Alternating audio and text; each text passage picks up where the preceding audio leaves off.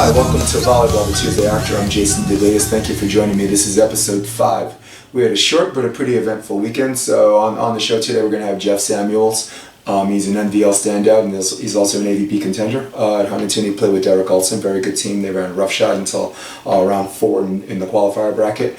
Just want to talk to him about the future of volleyball and other things. But first, let's talk about what happened this weekend. It was USA Volleyball Collegiate Beach Volleyball Championships, which I happen to like very much for a slew of reasons. But on the top of that reason list is that they have men's and women's. As you know, or may not be aware, the NCAA does not have men's beach volleyball. They only have women's beach volleyball. So this is a nice opportunity for the men in different colleges and some combined to showcase their beach volleyball talent. You had a good team from Davenport.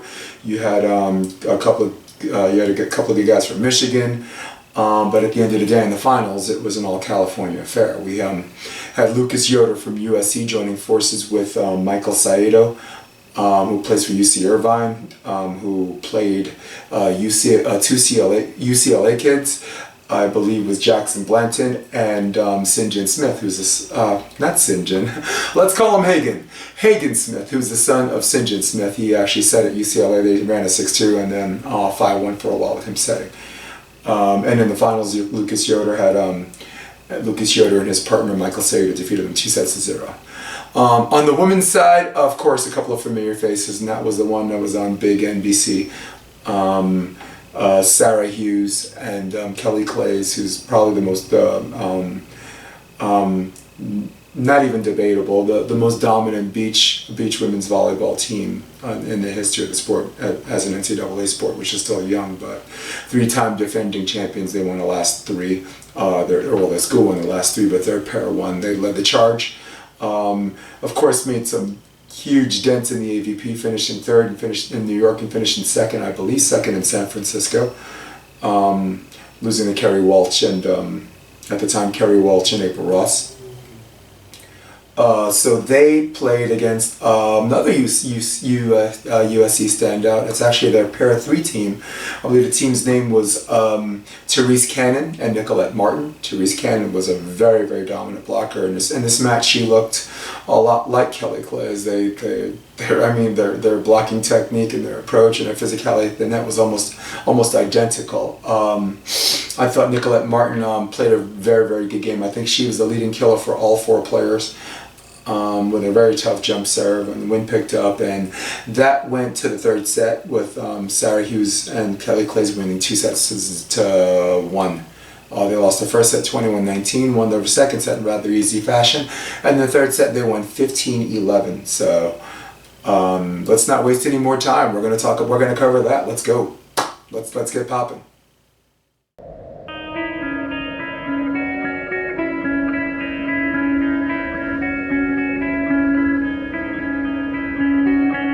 Jason DeLeas at courtside with Sara Hughes and Kelly Claes, the reigning defending NCAA Beach Women's Volleyball Champions, and again, this Beach Volleyball Invitational today. So it's all about college beach volleyball, and it's all about championships for you guys. Some of the key plays of the game that actually turned it around for you from set 1 to set 2. Talk to me about that. You're trailing 1-0. Walk me through it. Yeah, I think Kelly and I just knew we had to come out a little bit more aggressive, and that meant serving tougher, and then she got some huge blocks. I think I got a few digs, and we really turned that momentum around. Cool. What do you think this tournament means as a collective whole to promote the sport of college beach volleyball, particularly possibly having a men's, maybe having a men's NCAA one? I think it's awesome to grow the game with this. The setup here was amazing. So many people came out. There was a lot of teams involved, and I think this really helped grow the sport. And it got a lot more people excited about the game, so it's just really exciting to be a part of it and see how many people are really getting stoked on volleyball. 3rd question, what's up for Sara Hughes and Kelly Claes next? Are you guys going to be in the AVP in New York? Are you going to be a World Series of Volleyball second week of July? I'm covering that, by the way, with Volleyball 1-on-1, so awesome. You'll see me again. Well, first up, we are getting on a plane tomorrow and flying to Rio for the FIVB 4-star event. That's right. So that's what's next. Yeah. Well, I'll skip the question, are you super stoked about that? I mean, I'll be the 14th person. You guys look at each other like, are you kidding? All right, 3 lightning round questions. Ice cream or cupcakes? Ice cream. Cupcakes. Okay, good volleyball name. You Shall Not Pass or Sets in the City? You shall not pass. Ooh, I like that. You too? Yeah. All right, and third and last but not least, if you had an opportunity to have dinner with one person in the history of time, past or present, to pick his brain, to talk to him or her, who would it be? Dane Blanton. Ooh, yeah, Dane Blanton. Really? You guys already graduated. You don't have to say that. It's right there. We got it. That guy right there. Spotted. Guys, thank you so much and congratulations. All right, see you soon. Thank you.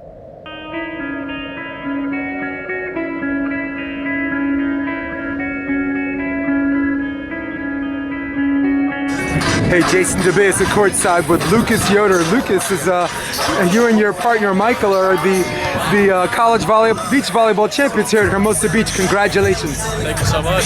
Cool. What were some of the key things that you did that helped you win this game? To me, I noticed you guys were in system more than they were. Very good calls and competitive serving. Is that far off? Yeah, we were just trying to serve the ball pretty tough and pass the ball in front of us, set each other straight up and down so we could have both options. We both like to swing a lot. We're not very shot oriented on the beach, but unfortunately Hagan and Jackson weren't serving that well. They missed a lot of serves, so they made it pretty easy on us. Cool. This is a 3-day tournament. Did you pace yourself well, or was it one of those tournaments that were taxing because it's Hermosa Beach then? Yeah, it wasn't too taxing.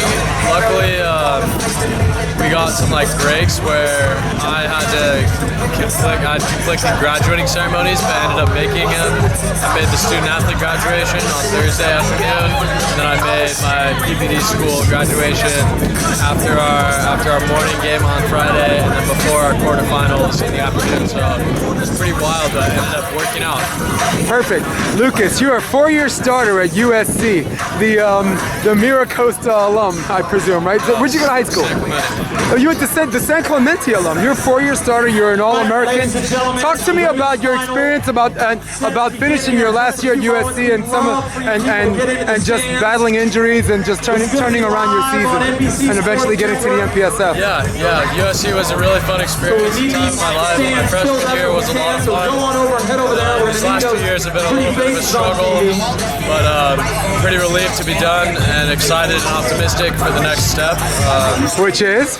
Trying to play professionally indoors. Indoor, cool. Yeah. I did a little bit of that in Germany. Anywhere in mind? Greece? Yeah, Russia? France would be a dream. Maybe France or Italy or Poland. Maybe Belgium. One of those countries. Lucas, I wish you nothing but the best. You go out there, you get it, boy. Thanks All right? a lot. Cool.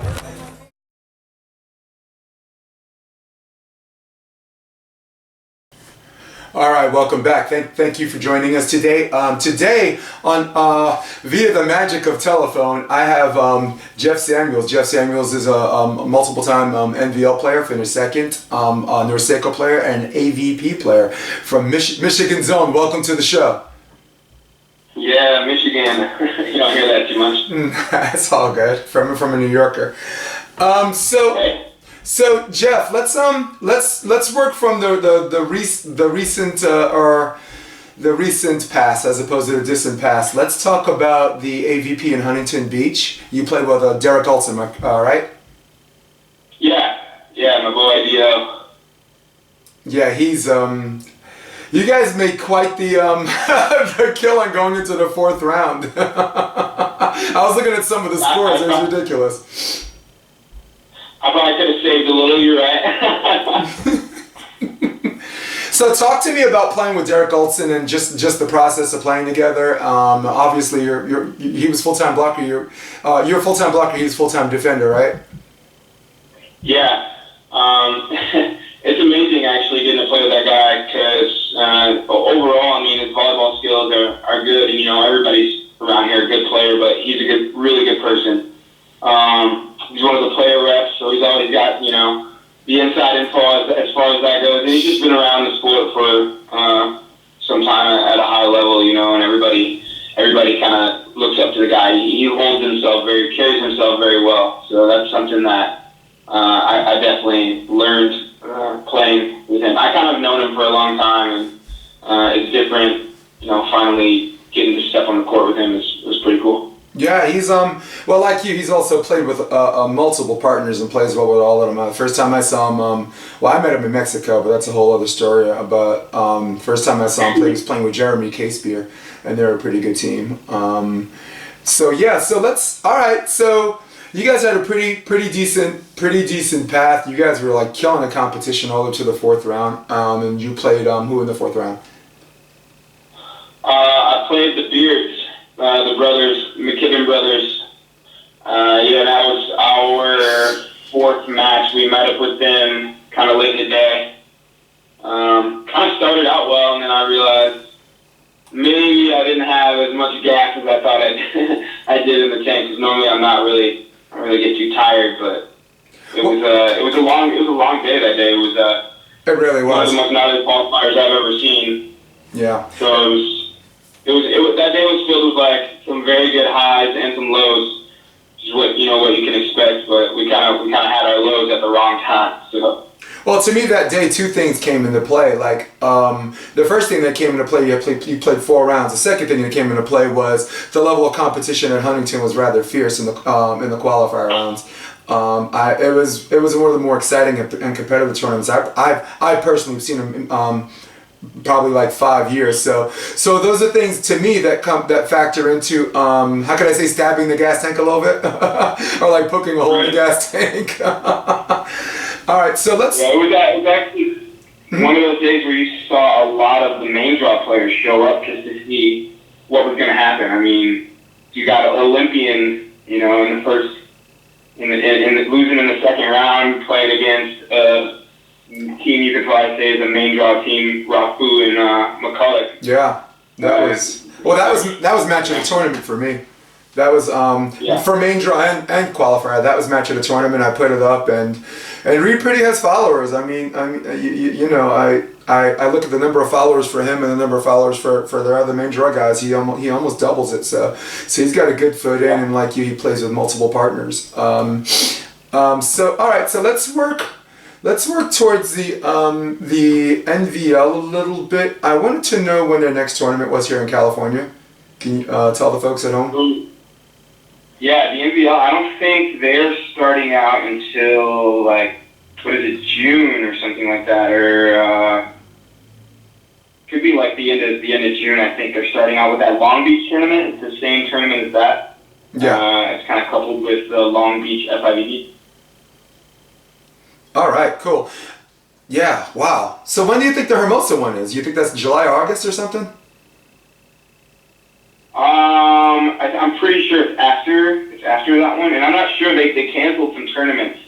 Yeah. They canceled 2 right at the beginning, I believe, and then added some prize money to the pot for the remaining 4.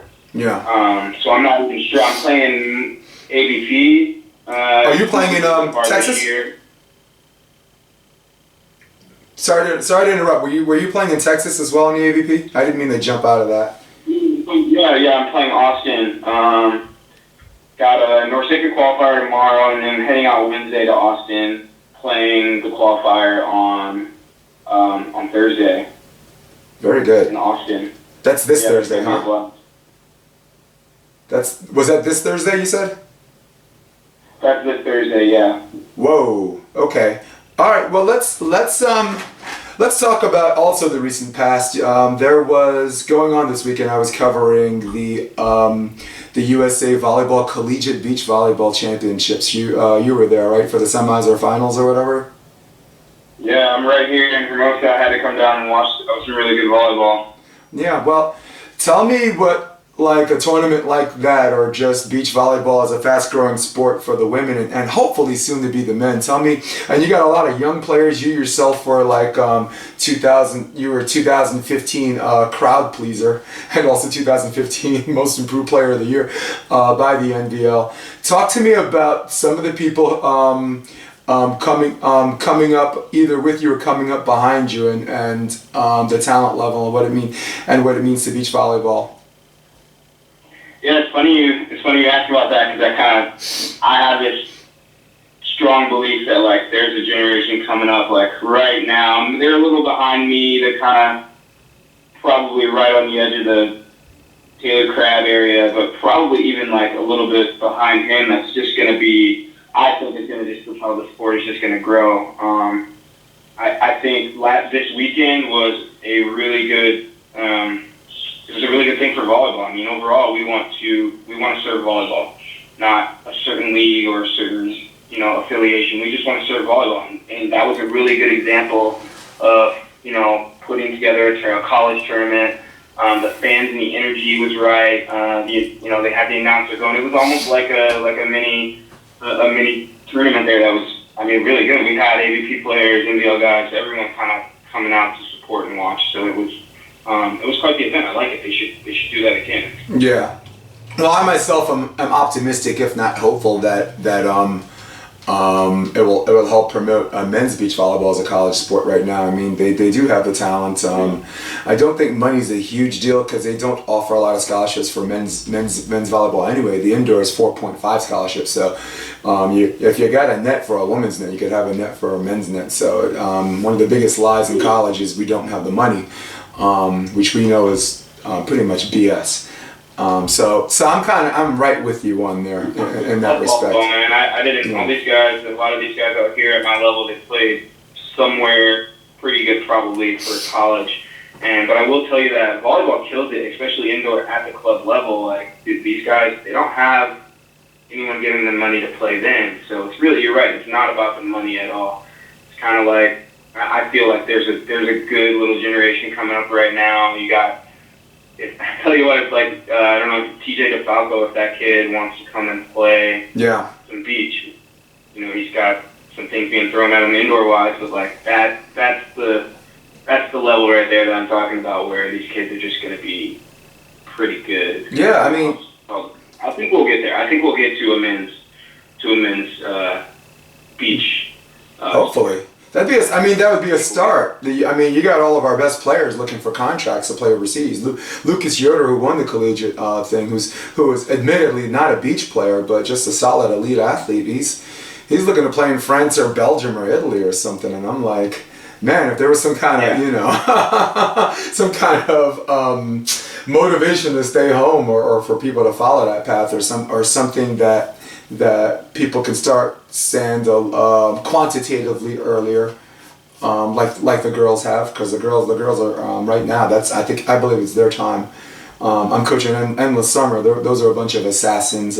College beach volleyball look terrific, so I'm hoping the men stay the same. Yeah. Side question: did you in fact play lacrosse? Yeah, I actually I played hockey all growing up. About 20 years before I ever found volleyball. It's cold in Michigan. And when I decided I was going to play sport in college, I decided I was going to play lacrosse instead, just because I had a better scholarship offer. So I did that on the west side of Michigan, and I actually won a gold for the World Games of Lacrosse in London, Canada in 2016. So played a lot of lacrosse and a lot of hockey, more than I probably played volleyball at this point. But it's cool. Did you play at Michigan State, or did you play before college? I played at Davenport University. Okay. Which is on the west side of Michigan, which is kind of where, fortunately enough, I figured out what beach volleyball was from being closer to the beach out there. But I learned out there, and then I transferred to Michigan State, and I played club volleyball there. Nice. All right. So I guess the question is, and it kind of half answers itself, because it's a rhetorical question, because I pretty much know a lot of it. My question was, what's up next for Jeff Samuels? Oh man. Well, right now I'm just trying to focus on trying to get out there and like make an impact in the main draw. That's my thing. I felt the NBL was a great tour. It's a good thing for me. It kind of gave me the opportunity to get my feet wet and get in there. Give you a platform, yeah. Another goal, trying to make it to 2020. Because I mean, right now we're looking for young guys. We don't have someone we know for sure that's going, to 2020. So I'm I'm trying to throw my name in there and see what we can do. So that's my goal for the next 4 years. All right, listen. If you play with Derek next, you're making main draw. That was just a weird qualifier, and the seed.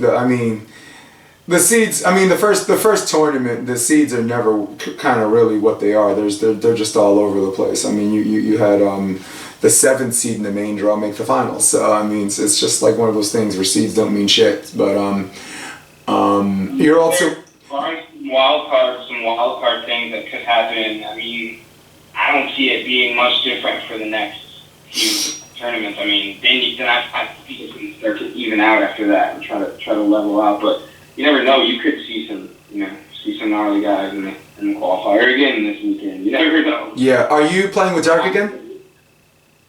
I'm not. I'm playing with Dave Smith. I've been training with Kurt Toppel to play defense. Yeah. Kind of came down on some points things and some possible other things that may happen that might knock us into the qualifier. So he can't play the qualifier, so we're just gonna wait until I get my points up. So I'm playing with a vet, Dave Smith. He's actually playing some really good volleyball right now.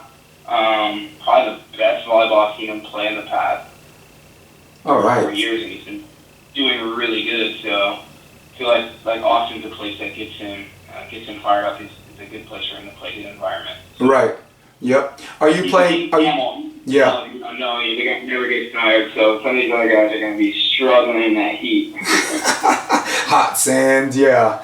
Man, you don't know what hot sand is till you come to Long Beach or Point Pleasant in New Jersey in July. It's just scorching, boy.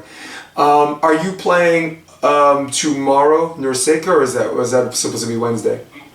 Norseca qualifier. So I kind of spoke on defense, and I play defense. Everybody knows me as a blocker for the most part, but I'm making that transition right now into blocking and playing D, whatever I can. Yeah. Well, you're a hybrid. Listen. I think I'd say the same thing about Trevor Crabb, and everybody's like, "Oh, Trevor Crabb has to block because of this." No, Trevor Crabb can dig, man. I looked at you. The guy peels off the net a lot. He peels off the net quite a bit, but I'd say 70-80% of the time he's getting a good touch on the swing. So no doubt. I can see that. Yep. All right. So are you playing? Again, remind me. Is Norseca tomorrow or Wednesday? Norseca qualifier. Norseca tomorrow in Manhattan. All right. And are you playing with John Smith in that or Derek? I'm playing with Andrew Dentler. So I'm playing defense. Okay. My guy from Pennsylvania. All right. So. Yeah. All right. So we're almost done. I have something I like to call the lightning round questions, and some of them are repeat questions. Are you ready? Yeah. All right. Ice cream or cupcakes? Ice cream. Good name for a volleyball team: Sets in the City or Kiss My Ace? Is this co-ed or Kiss My Ace? This is co-ed. Does it matter? Yeah. It's okay with me, but The Walking Dead or Game of Thrones? Game of Thrones for sure. Perfect. If you had one person in the history of time to have dinner with and pick his brain, past or present, who would it be? Steve McQueen. Steve McQueen. I love that you didn't even have to think about that. Yes. All right, so that's all I got for me. I really want to thank you for coming on to the show, and I wish you the best of luck tomorrow, and even better of luck going out there in Texas. You have fun. You tell Bobby Jones I said what's up, okay? All right, I will see Bobby Jones, and man, I appreciate what you're doing for the sport right now. Keep it up, man. I wish you the best of luck too. Thanks for having me. All right, love you, brother. Later. Have a good one. All right, that was Jeff Samuels. He's a longtime NVL player, but it looks like he's going to transition more into the AVP. Again, plays with multiple partners. I would like to see him spend an entire season with one guy. All right, I'm gonna block, you're gonna dig, or I'm switching to D, you're gonna be my blocker. And I'd like to see him just play consistently with that guy and have them build a relationship and chemistry. He's an elite athlete, and he's one of these guys. When he's on, he's tough to beat, and he's every bit as good as everybody. And being completely honest, somewhere in the bottom of the main draw, the top half of the qualifier, he's every bit as good as those guys. And on a good day, you just never know. He's a really, really good player, and the best of luck to that guy.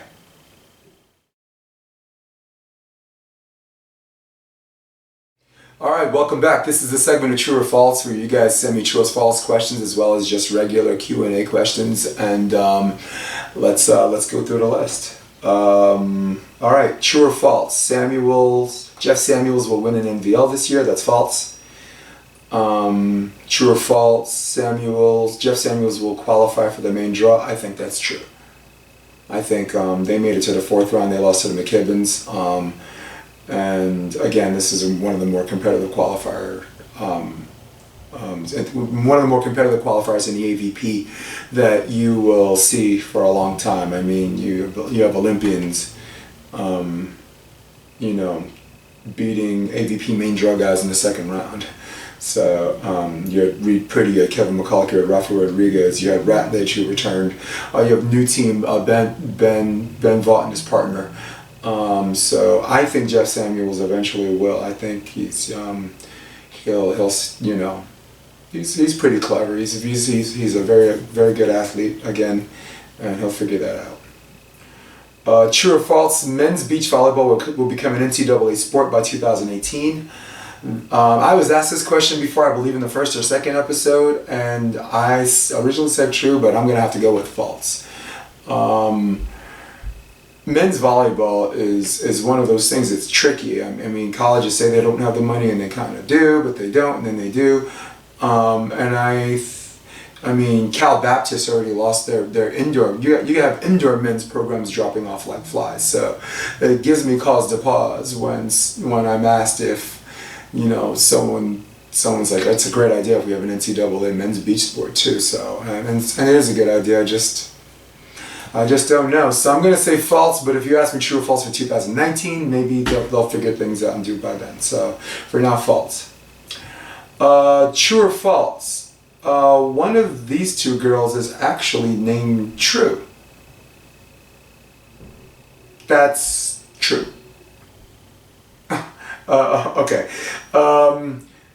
Next, true or false? Sara Hughes and Claes will win an AVP title this year. That is true. All they have to do is go to an AVP tournament. They have all the momentum in the world. It is ripe for the pickings, and the title is theirs if they will just take it. Question: is this the year of the baby? All right. Okay, I disqualify myself from being objective on answering this question. I live in Hermosa Beach. This is the land of the baby. Everywhere you go, there's babies. Some woman jogging around, in-shape woman with her six-pack, some mom with a six-pack. She's got like a triple-decker, like 3 babies in one carriage, just hauling ass up and down the Strand or Prospect Avenue. So I guess it is kind of the year of the baby if you're talking about volleyball players, right? You got Allie McCulloch, Kevin's wife. They got a baby on the way. Maybe I wasn't supposed to talk about that, but it is what it is. You have Misty May. I believe there's a rumor that she's having twins, and I mean, it's not a rumor. She's having twins. Cat out of the bag.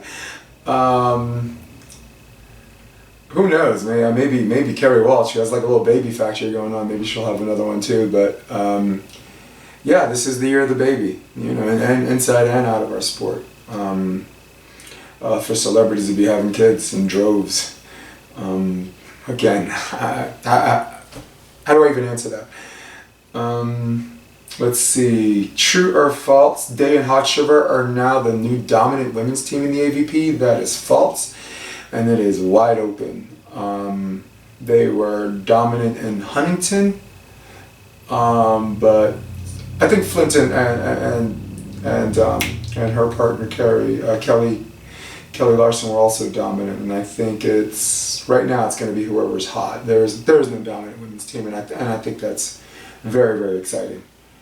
True or false? Lucas Yoder will hate France.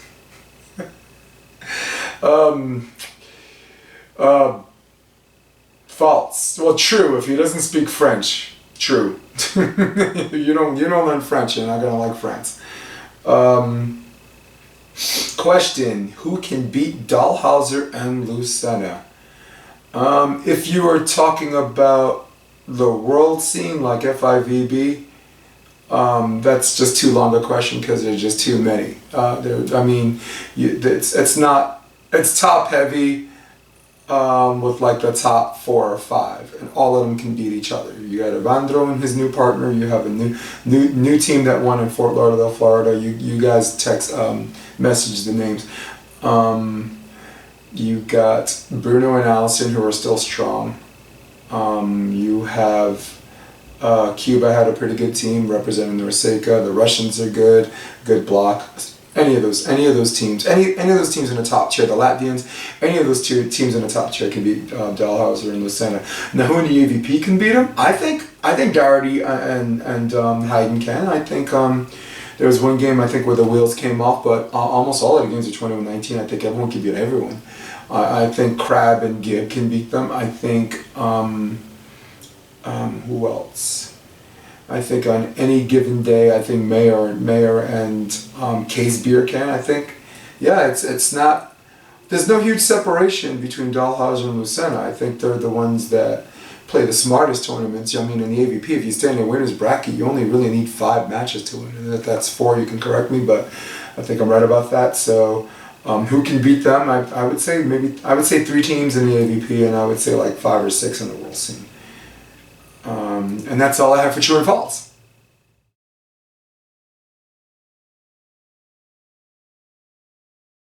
Alright, that's all I have for today. I want to thank Jeff Samuels for calling in, for reflecting on Huntington, the recent past, present, and the future of men's beach volleyball.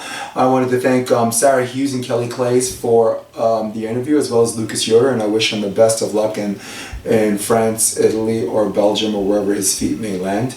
I'm going to cover a little bit of Norseca next week, as well as Endless Summer, and maybe some FIVB in Rio. But until then, I'm Jason DeBeas. Thank you so much. So long.